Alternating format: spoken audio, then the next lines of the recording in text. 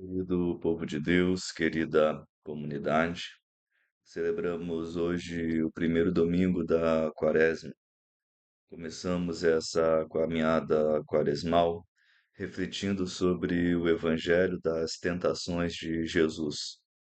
Quando falamos deste trecho da palavra de Deus, temos que considerar para a humanidade a presença de três personagens: o tentador, o tentado e o amor misericordioso de Deus.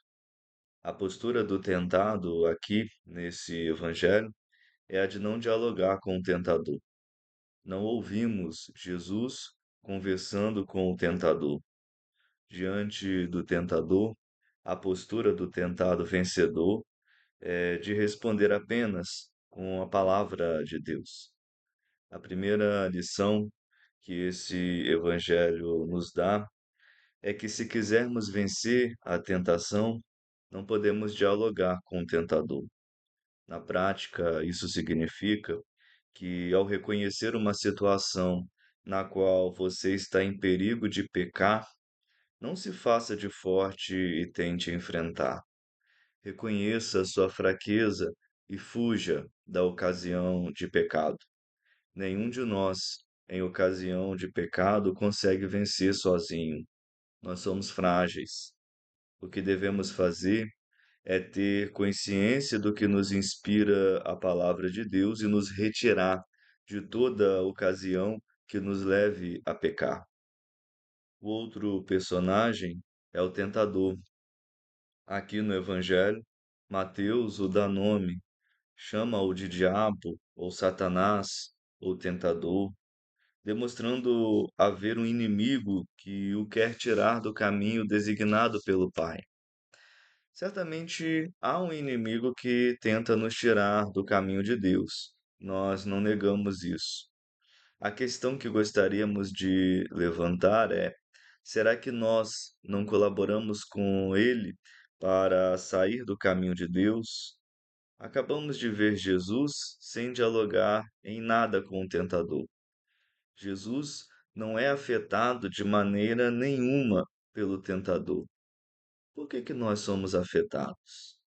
Sem querer nos comparar com Jesus, obviamente, mas a verdade é que nós somos grandes colaboradores do tentador para o pecado entrar em nossa vida. A decadência da humanidade acontece quando o ser humano resolve assumir o lugar de Deus. No momento em que o ser humano nega as maravilhas proporcionadas por Deus a ele e resolve que deveria assumir um poder que lhe possibilitaria pôr a sua individualidade acima dos planos de Deus, o pecado entra na história humana. Se você quiser saber o que é o pecado, está muito ligado a isso. Agirmos com autossuficiência em relação ao projeto de Deus. Quando nós queremos ser deuses e achamos que a nossa maneira de viver é melhor que o plano de Deus para a humanidade. Isso fica claro no texto que ouvimos na primeira leitura de hoje, sobre os planos de Deus ao criar a humanidade. O sonho de Deus para essa terra era de que aqui deveria ser um lugar onde a vida estaria presente com abundância. Isso se expressa por meio de tudo que Deus deu à humanidade: um paraíso contendo todo tipo de árvore, portanto, alimento em abundância, espaço em abundância. O ser humano no paraíso poderia encontrar a realização em todos os âmbitos da vida. Para isso, deveria viver na ordem estabelecida por Deus, que resguardava a realização, a alegria presente na vida de todos. No paraíso desenhado por Deus, todos deveriam ser felizes, sem se preocupar com o dia de amanhã, pois Deus já havia providenciado tudo de necessário para todos. O pecado está aí, quando, ao invés de vivermos a felicidade e realização em nossa vida na ordem estabelecida por Deus, onde todos, vejam, todos podem se realizar e serem felizes, o pecado começa quando nós decidimos por acima da ordem criada, estabelecida por Deus, a nossa própria felicidade e realização e nos colocamos acima desta ordem criada por Deus e excluímos da vida do outro a felicidade, excluímos da vida do outro a realização que deveria estar também presente. É isso que é o pecado, seja por usar o corpo do outro como ferramenta de prazer, ou por interesses pessoais acima dos coletivos, ou dizer que as nossas ideologias estão acima da verdade e do evangelho. São várias as formas pelas quais nós podemos rejeitar os planos de Deus para a humanidade, para assumir planos individualistas que confrontam os caminhos de Deus e põem em risco a felicidade, a vida que Deus deseja para todos.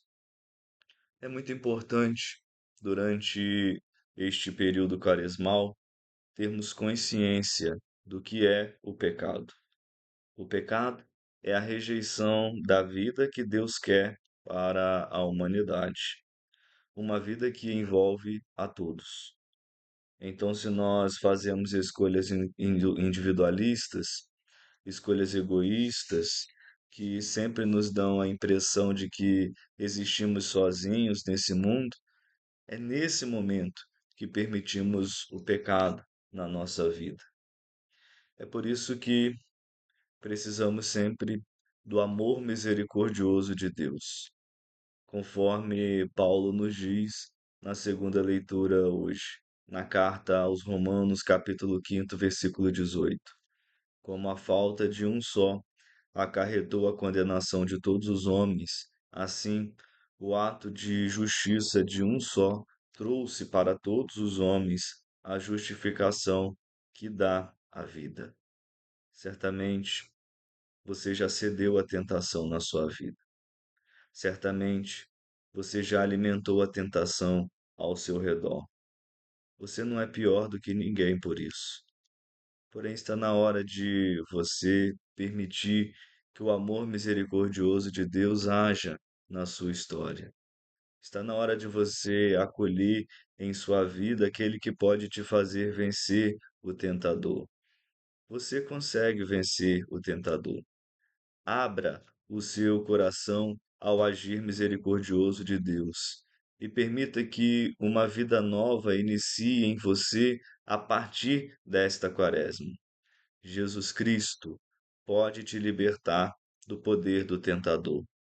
Em Jesus Cristo, você pode encontrar a força para vencer aquilo que te impede de ser uma pessoa melhor.